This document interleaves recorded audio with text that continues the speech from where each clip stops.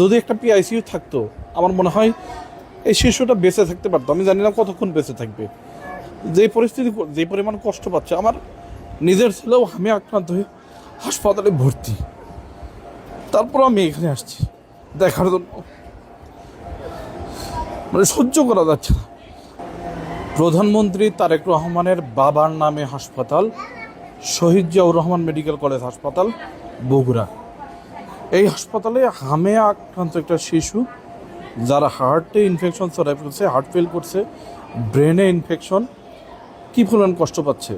একটা পিআইসিইউ দরকার, কিন্তু এই বগুড়ার শহীদ জিয়াউর রহমান মেডিকেল কলেজ হাসপাতালে এই পিআইসিইউ নাই। তাহলে বগুড়ার মানুষজন কোথায় যাবে? মাননীয় প্রধানমন্ত্রী তারেক রহমান গত কিছুদিন আগে বগুড়াতে আসছিলেন। উনি বিভিন্ন জায়গায় ঘুরে গেছেন। তো ওনার বাবার নামে যে একটা হাসপাতাল, উনি হয়তো সময় স্বল্পতার কারণে আসতে পারেননি।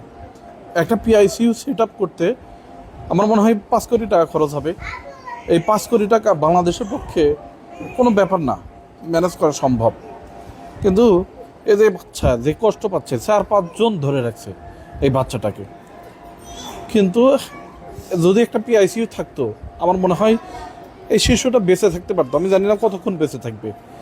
যে পরিস্থিতি, যে পরিমাণ কষ্ট পাচ্ছে, আমার নিজের ছেলেও আমি আক্রান্ত হয়ে হাসপাতালে ভর্তি, তারপর আমি এখানে আসছি দেখার জন্য।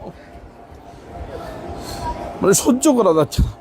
আমি প্রধানমন্ত্রী তারেক রহমানের দৃষ্টি আকর্ষণ করবে, যারা ভিডিওটা দেখবেন দয়া করে শেয়ার করবেন, যেন তার কাছে এটা পৌঁছায়, এই ভিডিওটা তার কাছে যেন পৌঁছায়। মাননীয় প্রধানমন্ত্রী তারেক রহমান, আপনার নির্বাচনের প্রচারণার সময় আপনি বগুড়া আসা থেকে শুরু করে শেষ পর্যন্ত প্রতিটা ক্ষেত্রে আমি আপনার ভিডিও করছি এই আশায় যে বগুড়াবাসী একটা ভালো কিছু পাবে। আমি চাইবো যে এই বাচ্চাটার জন্য একটা পিআইসিইউ আপনারা ম্যানেজ করে দিবেন। এনাদের ওইরকম সামর্থ্য নাই যে প্রাইভেটে লাখ লাখ টাকা খরচ করে পিআইসিইউ ভর্তি করাবে। মাননীয় প্রধানমন্ত্রী তারেক রহমান, আপনার দৃষ্টি আকর্ষণ করছি, বগুড়ার যারা রাজনৈতিক ব্যক্তিত্ব আছেন তাদের দৃষ্টি আকর্ষণ করছি, এই শিশুটার কষ্ট যেন না পাই, আপনার ব্যবস্থা করবেন। আমার বাচ্চাও আমি আক্রান্ত, তার যদি এই অবস্থা হতো তাকে আমি কোথায় নিয়ে যেতাম? কি পরিমাণ কষ্ট পাচ্ছে। এর কি হার্ট ফেল করার কথা ছিল? এর কি হার্ট অ্যাটাকের বয়স হয়েছে? আপনারা একটু দেখবেন যেন ওই একটা পিআইসিইউ পায়। চিকিৎসা তো মানুষের বেসিক নেট, এটা তো পূরণ করার দায়িত্ব সরকারের। কেন কষ্ট হবে এইভাবে? কিসের জন্য কষ্ট হবে?